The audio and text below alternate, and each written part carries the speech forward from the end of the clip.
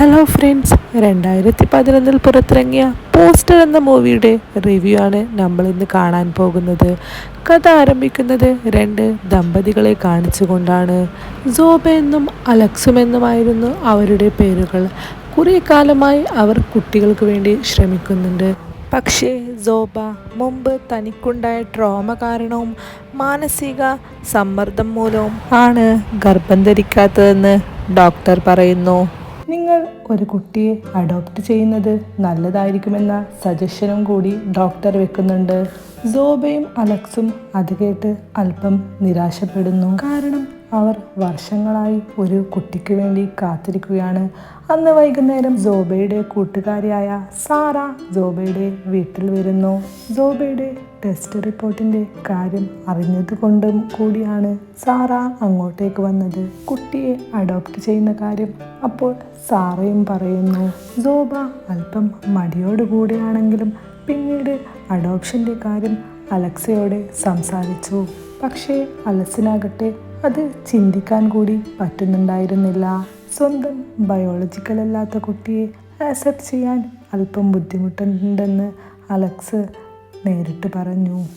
ഇത് കേട്ട് സോബ ആകെ നിരാശയിലാണ്ടു.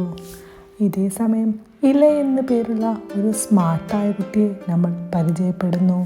കുട്ടിയാണെങ്കിലും ഇലെ വളരെ മെച്ചുവേർഡായ ഒരു കുട്ടിയെ പോലെയാണ് പെരുമാറുന്നത്. എല്ലാ വിഷയത്തെപ്പറ്റും ഇലയ്ക്ക് വളരെ നല്ല അറിവുണ്ട്. പോസ്റ്റർ എന്ന പേരുള്ള ഒരു ഓർഫനേജിലാണ് ഇല ജീവിക്കുന്നത്. സോബയുടെ ദുഃഖത്തിൽ അലക്സിനാകട്ടെ വല്ലായിക തോന്നിയിരുന്നു. അതിനാൽ പിറ്റേ ദിവസം സോബ പറഞ്ഞ അഡോപ്ഷൻ പ്ലാനിനോട് അലക്സും സമ്മതിക്കുന്നു. അങ്ങനെയാണ് അവർ പോസ്റ്റർ എന്ന പേരുള്ള ആ ഓർഫനേജിൽ എത്തിച്ചേരുന്നത്.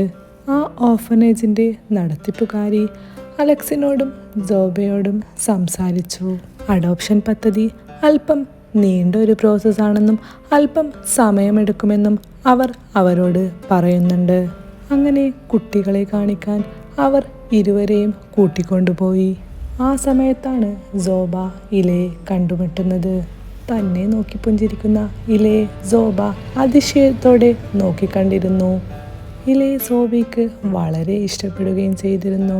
അവർ പോകാൻ നേരം ഇലെ വിൻഡോയിൻ്റെ അടുത്ത് വന്ന് അവർക്ക് ബായ് പറയുകയും ചെയ്തു. സോബ അതിനുശേഷം തൻ്റെ ബുക്ക് സ്റ്റോളിലേക്ക് പോയി. പിന്നീട് സോബ വീട്ടിലേക്ക് തിരിച്ചു പോന്നു. വീട്ടിലേക്ക് തിരിച്ചെത്തിയ സോബ അല്പസമയത്തിന് ശേഷം വാതിലിൽ ഒരു മുട്ട് കേട്ടു. സോബ ചെന്ന് വാതിൽ തുറന്നു നോക്കി. വീട്ടിൻ്റെ മുറ്റത്ത് തൻ്റെ പെട്ടിയും മറ്റു വസ്തുക്കളുമായി ഇലെ വന്നു നിൽക്കുന്നു. സോബ അതിശയത്തോടെ നോക്കി നിന്നു. തന്നെ ഓർഫനേജിൽ നിന്ന് ഇവിടേക്ക് അയച്ചതാണെന്നും തൻ്റെ പേപ്പർ വർക്ക് ഒക്കെ കംപ്ലീറ്റ് ചെയ്തു എന്നും ഇലെ പറയുന്നു. ഇലയാകട്ടെ താൻ കൊണ്ടുവന്ന പേപ്പേഴ്സ് സോബയെ കാണിച്ചു കൊടുക്കുകയും ചെയ്തു. മറുവശത്ത് ഇലയാകട്ടെ തൻ്റെ സ്വന്തം വീട് പോലെ ആ വീട് നോക്കിക്കണ്ടു അകത്തേക്ക് കയറി. തൻ്റെ മെച്ചുവേർഡായിട്ടുള്ള സ്വഭാവം ഇല ഇവിടെയും കാട്ടിത്തുടങ്ങി. TV-യിൽ ന്യൂസ് ചാനൽ കണ്ടുകൊണ്ടിരിക്കുമ്പോൾ ഗ്ലോബൽ ഇഷ്യൂസ് സോബയുമായി ഇലെ ഡിസ്കസ് ചെയ്യുന്നുണ്ടായിരുന്നു. ഇതൊക്കെ വളരെ അതിശയത്തോടെ സോബ നോക്കിക്കണ്ടു. എന്നിരുന്നാലും ഇലയുടെ ആ സ്വഭാവം സോബയ്ക്ക് അങ്ങ് ഇഷ്ടപ്പെട്ടു. പിന്നീട് സോബ ഭർത്താവ് അലക്സിനെ വിളിച്ച് നടന്ന കാര്യങ്ങളൊക്കെ പറയുകയാണ്. ഇലെ വന്ന കാര്യം അറിഞ്ഞത് കേട്ട് സോബയെ പോലെ തന്നെ അലക്സും നെട്ടുന്നുണ്ട്. അതിന് പിന്നാലെ അലക്സ് പെട്ടെന്ന് തന്നെ വീട്ടിലേക്ക് ഓടിയെത്തുന്നുണ്ട്. കാര്യങ്ങൾ മുഴുവനുമായി ഓർഫനേജിൽ നിന്ന് തന്നെ അറിയാൻ വേണ്ടി അവർ ഇലയെ കൂട്ടി ഓർഫനേജിലേക്ക് പുറപ്പെട്ടു. കാറിൽ വെച്ച് വരാൻ പോകുന്ന സാമ്പത്തിക മാന്ദ്യത്തിനെ കുറിച്ചൊക്കെ ഇലെ അലക്സിനോട് സംസാരിക്കുന്നുണ്ട്.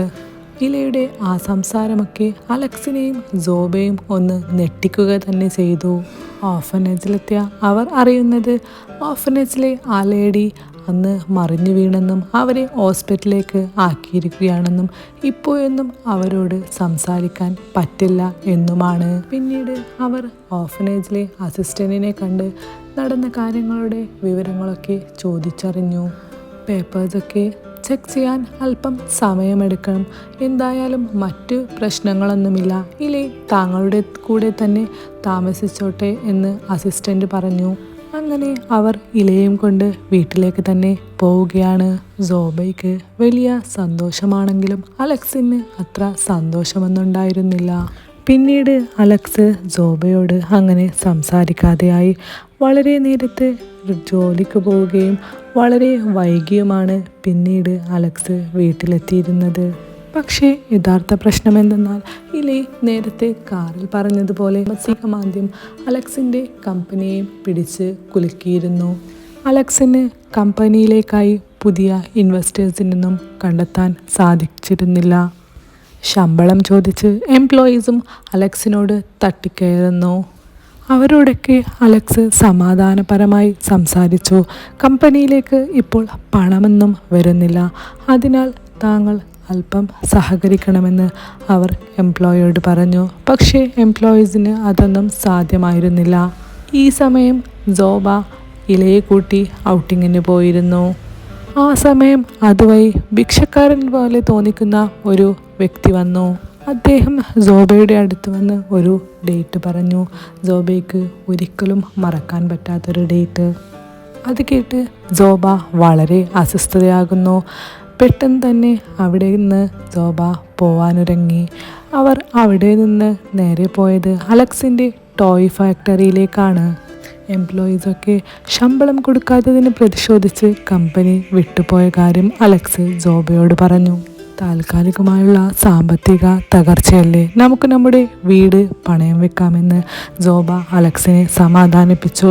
പക്ഷേ അത് അലക്സ് നേരത്തെ തന്നെ ചെയ്തിരുന്നു. അത് സോബയോട് പറഞ്ഞിരുന്നില്ല. അത് കേട്ട് സോബയ്ക്ക് അല്പം ദേഷ്യമായി. സോബ അവിടുന്ന് അടുത്ത ദിവസം സോബ ഇലയെ സ്കൂളിൽ കൊണ്ടുപോയി ആക്കി. ബായ് പറഞ്ഞ് അവിടെ നിന്ന് പോവുകയും ചെയ്തു. പക്ഷേ ഇൻ്റർവെൽ സമയം ഇലൈ ഒരു ടാക്സി വിളിച്ച് അലക്സിൻ്റെ കമ്പനിയിലേക്ക് പോന്നു. അവിടെ കിടന്ന് ഉറങ്ങുന്ന അലക്സിനെ ഇലയെ വിളിച്ചുണർത്തുന്നു. ഇലയെ അപ്രത്യക്ഷമായി അവിടെ കണ്ട അലക്സ് ദേഷ്യപ്പെട്ടു. നീ എന്തിനാ ഇവിടേക്ക് വന്നതെന്ന് ചോദിച്ചു. താങ്കൾക്കിപ്പോൾ ജോലിയിൽ സഹായിക്കാൻ ആളെ വേണ്ട സമയമാണ്, അതിനാൽ ഞാൻ ജോലിയിൽ സഹായിക്കാൻ വന്നതാണെന്ന് ഇലയെ പറയുമ്പോൾ അലക്സിന് അത് ഒട്ടും ആക്സെപ്റ്റ് ചെയ്യാൻ പറ്റിയില്ല. ഇലയോട് അല്പം ദേഷ്യപ്പെട്ടെങ്കിലും അലക്സ് ഇലയെ വീട്ടിലേക്ക് കൂട്ടിക്കൊണ്ടുപോയി. വീട്ടിലെത്തിയപ്പോൾ ഇലയുടെ അടുത്ത് സോബയും അല്പം ദേഷ്യത്തിലായിരുന്നു. സ്കൂളിൽ നിന്ന് ആരോടും പറയാതെ പോയതല്ലേ. പക്ഷേ വളരെ പെട്ടെന്ന് തന്നെ സോബയുടെ ആ ദേഷ്യമൊക്കെ പോയി. കാര്യമെന്തെന്നാൽ അവർ അറിയാതെ ഇലൈ അവർക്കുള്ള ഭക്ഷണമൊക്കെ ഓർഡർ ചെയ്ത് വെച്ചിരുന്നു. ഒന്നിച്ച് ഭക്ഷണം കഴിച്ചപ്പോൾ അവർക്കിടയിലുള്ള പ്രശ്നം അല്പം ചുരുങ്ങിയതായി അനുഭവപ്പെട്ടു. ഇലൈ പ്ലാൻ പ്രകാരം അതൊക്കെ ചെയ്തതായിരുന്നു. അതിനുശേഷം പിണക്കത്തിലായിരുന്ന സോയയും അലക്സും സംസാരിക്കുവാൻ ആരംഭിച്ചു. എങ്ങനെയെങ്കിലും ഈ പ്രശ്നം താൻ അവസാനിപ്പിച്ചോളാമെന്ന് അലക്സ് വാക്ക് കൊടുത്തു. അല്പസമയത്തിന് ശേഷം അലക്സ് പുറത്തേക്ക് വെറുതെ നടക്കാനായി ഒന്നിറങ്ങി. ഇതൊക്കെ ആ വൃദ്ധനായ ആ വ്യക്തി നിരീക്ഷിക്കുന്നുണ്ടായിരുന്നു. ഈ സമയം എല്ലാവരും ഉറങ്ങിയെന്ന് ഉറപ്പുവരുത്തിയതിന് ശേഷം ഇലൈ വീട്ടിൽ നിന്ന് ഇറങ്ങി. എന്നിട്ട് ആ വ്യക്തിയുടെ അടുത്ത് ചെന്നിരുന്നു. എന്നിട്ട് അദ്ദേഹത്തോട് സംസാരിക്കുവാൻ ആരംഭിച്ചു. മുമ്പ് അറിയുന്നത് പോലെ വളരെ പരിചിതമായ സംസാരമായിരുന്നു അവരുടേത്. സംസാരിക്കുന്നതിനിടയിൽ അദ്ദേഹം ഇലയോട് പറയുന്നുണ്ട്, പ്ലാനിൽ നീ തിരക്ക് ഒന്നും കൂട്ടരുത്. ആ സമയമാണ് നമുക്ക് വ്യക്തമാവുന്നത് ഇരുവരും കൂടി എന്തോ പ്ലാൻ ചെയ്യുന്നുണ്ട്. അടുത്ത ദിവസം അലക്സിൻ്റെ കമ്പനി മാനേജറായ ജോൺ അലക്സിനെ കാണാനെത്തി. കമ്പനി ഇങ്ങനെ നഷ്ടത്തിൽ പോകുന്നതിനാൽ കമ്പനി വിറ്റ് പ്രശ്നങ്ങൾ സോൾവ് ചെയ്യാൻ ജോൺ അലക്സിനോട് പറഞ്ഞു. പക്ഷേ ആ കമ്പനി അലക്സിന് പാരമ്പര്യമായി ലഭിച്ചതാണ്. അതിനാൽ തന്നെ അച്ഛൻ്റെ ഓർമ്മകളുള്ള ആ കമ്പനി അലക്സിന് അത്ര പെട്ടെന്നൊന്നും വിൽക്കാൻ സാധിച്ചിരുന്നില്ല. അന്ന് വീട്ടിലെത്തിയ അലക്സ് സോബയോട് ചോദിച്ചു, ഇലയെ തൻ്റെ ഫാക്ടറിയിലേക്ക് കൂടെ അയക്കുമോ എന്ന്. ഇത് കേട്ട് സോബയ്ക്ക് വളരെ സന്തോഷമായി. കാരണം അലക്സ് പതിയെയാണെങ്കിലും ഇലയെ ആക്സെപ്റ്റ് ചെയ്യാൻ തുടങ്ങിയല്ലോ. അന്ന് അലക്സിനൊപ്പം ഇലയും കൂടി ഫാക്ടറിയിലേക്ക് പോയി. അവിടെ വെച്ച് അവിടെ ഉണ്ടായിരുന്ന ഒരു ടോയ് ഹെലികോപ്റ്റർ ഇലയെ കളിക്കാൻ ആരംഭിച്ചു. അങ്ങനെ കളിക്കുന്നതിനിടയിൽ എന്തൊക്കെയോ ചെയ്തപ്പോൾ മുകളിലേക്കും താഴോട്ടും മാത്രം പോയിക്കൊണ്ടിരുന്ന ആ ഹെലികോപ്റ്റർ ഇരുവശത്തിലേക്കും നീങ്ങാൻ തുടങ്ങി. ഇത് കണ്ട് ഇല ഇത് എങ്ങനെ ചെയ്തതാണെന്ന് അലക്സ് ചോദിച്ചു. ഇല അത് വിശദീകരിച്ചു കൊടുത്തു. അത് കേട്ട് അലക്സിന് അല്പമെങ്കിലും അതിശയം തോന്നി. അവിടെ വെച്ച് അവിടെ ഒട്ടിച്ചിരുന്ന ലെഗോലാൻഡിൻ്റെ തീം പാർക്കിൻ്റെ ഒരു പോസ്റ്റർ ഇല കാണാനിടയിൽ വരുന്നു. അതിനെപ്പറ്റി ചോദിച്ചപ്പോൾ അവിടേക്ക് പോവുക എന്നത് അലക്സിൻ്റെ പണ്ട് തൊട്ടേയുള്ള ആഗ്രഹമാണെന്ന് അവന് മനസ്സിലായി. പക്ഷേ നിർഭാഗ്യവശാൽ ഇതുവരെയും അലക്സിന് അങ്ങോട്ടേക്ക് പോകുവാൻ സാധിച്ചിരുന്നില്ല. അടുത്ത ദിവസം പുലർച്ചെ ഇല എങ്ങോട്ടൊക്കെ പോകാൻ തയ്യാറെടുപ്പുകൾ തുടങ്ങി. നീ ഇതെങ്ങോട്ടാ എന്ന് സോബ ചോദിക്കുമ്പോൾ അമ്മയോട് പറഞ്ഞില്ലായിരുന്നു, ഒരു പക്ഷേ അമ്മയോട് പറയാൻ മറന്നു പോയതാണെന്ന് ഇല സോബയെ പറഞ്ഞ് വിശ്വസിപ്പിക്കുന്നു. എന്നിട്ട് സോബയെ ഒരുങ്ങാൻ പറഞ്ഞ് അലക്സിൻ്റെ അടുത്തേക്ക് കൂട്ടിക്കൊണ്ടുപോയി. അലക്സിൻ്റെ അടുത്ത് ചെന്ന് ഇല നേരെ തിരിച്ചാണ് പറഞ്ഞത്. സോബ എവിടേക്കോ പോകുവാൻ ഒരുങ്ങുവാണെന്നാണ്. പിന്നീട് അവർ 3 പേരും ഒന്നിച്ച് എവിടേക്കോ പോകുവാൻ ഒരുങ്ങി. പക്ഷേ എങ്ങോട്ടേക്കാണ് പോകുന്നതെന്ന് അലക്സിനോ സോബയ്ക്കോ മനസ്സിലാവുന്നുണ്ടായിരുന്നില്ല. കുറച്ച് സമയത്തിന് ശേഷമാണ് അവർക്ക് 2 പേർക്കും ഇല തങ്ങളെ കബളിപ്പിച്ചതാണെന്ന് മനസ്സിലാവുന്നത്. അവരെ കൊണ്ടെത്തിച്ചത് ലെഗോലാൻഡിലേക്കായിരുന്നു. അത് കണ്ടതും സോബയും അലക്സും വളരെ അത്ഭുതപ്പെടുന്നു. ഇല തങ്ങൾക്ക് വേണ്ടി ഇത് പ്ലാൻ ചെയ്ത് നടത്തിയല്ലോ എന്ന് പറഞ്ഞ് അവർക്ക് വളരെ സന്തോഷമായി. പിന്നീട് അവർ പാർക്കിൽ ചെന്ന് വളരെ എൻജോയ് ചെയ്തു. അവിടെ വെച്ച് ഇലയ്ക്ക് ഒരു ടോയ് ലൈസൻസ് കൂടി ലഭിച്ചു. അവിടുത്തെ ആഘോഷങ്ങളൊക്കെ കഴിഞ്ഞ് അവർ ഒരു ഐസ്ക്രീം കഴിക്കാൻ പോയി. അവിടെ വെച്ച് ഇല മനഃപൂർവ്വം മാറി നിന്ന് സോബയും അലക്സിനെയും കൂടുതൽ അടുപ്പിക്കാൻ ശ്രമിച്ചു. ഇലയ്ക്കൊപ്പം അവർ വളരെ സന്തോഷമുള്ളവരായി മാറി. അവർ പണ്ടത്തെ പോലെയുള്ള ഒരു അടിപൊളി കപ്പിളായി തുടർന്നു. പിറ്റേ ദിവസം പിയാനോ സൗണ്ട് വീടാകെ നിറയുന്നത് കേട്ട് അലക്സും സോബയും അങ്ങോട്ടേക്കെത്തി. അപ്പോൾ അവർ കണ്ടത് ഇലയിരുന്ന് പിയാനോ വായിക്കുന്നതായിരുന്നു. പെട്ടെന്നുള്ള ആ പിയാനോ വായന അവരുടെ പണ്ടുകാലത്തെ ഒരു ഓർമ്മയിലേക്ക് എത്തിച്ചു. അപ്പോൾ അവർ ഇലയോട് ആ കാര്യം സംസാരിക്കുവാനായി മനസ്സുകൊണ്ട് തയ്യാറെടുത്തു. സോബ അവരുടെ പഴയൊരു ആൽബം എടുത്തു. അതിൽ ഒരു കുട്ടിയുടെ ചിത്രമുണ്ടായിരുന്നു. ഇലയുടെ വരവിന് മുമ്പ് അവർക്ക് ഒരു മകനുണ്ടായിരുന്നു. സാമുവൽ എന്നായിരുന്നു അവൻ്റെ പേര്. ആ കാര്യങ്ങളൊക്കെ സംസാരിച്ചതിന് ശേഷം ഇലയെ സോബ ഒരു പൂട്ടിയിരുന്ന സാമുവലിൻ്റെ മുറിയിലേക്ക് കൂട്ടിക്കൊണ്ടുവന്നു. സാമുവൽ യഥാർത്ഥത്തിൽ മരണപ്പെട്ടതായിരുന്നു. ഒരു ദിവസം സോബയും സാമുവലും റോഡിലൂടെ നടന്നുകൊണ്ടിരിക്കുമ്പോൾ സാമുവലിൻ്റെ കയ്യിലുള്ള ബോൾ അറിയാതെ തെന്നി റോഡിൽ വീണു. അത് പിടിക്കാനായി സാമുവൽ റോഡരികിലേക്ക് ഓടി. സോബയാണെങ്കിൽ അത് ശ്രദ്ധിച്ചതുമില്ല. സാമുവലാകട്ടെ വണ്ടിയിടിച്ച് മരണപ്പെടുകയും ചെയ്തു. ആ സംഭവം നടന്ന് 2 വർഷത്തോളം പിന്നിട്ടു. സാമുവലിന് ശേഷം വർഷങ്ങളായി അവർ കുട്ടികളുണ്ടാവാൻ ശ്രമിച്ചുവെങ്കിലും അതിന് സാധിക്കുന്നില്ല. സാമുവലിൻ്റെ മരണശേഷം അത് സോബയെ മാനസികമായും ബാധിച്ചു.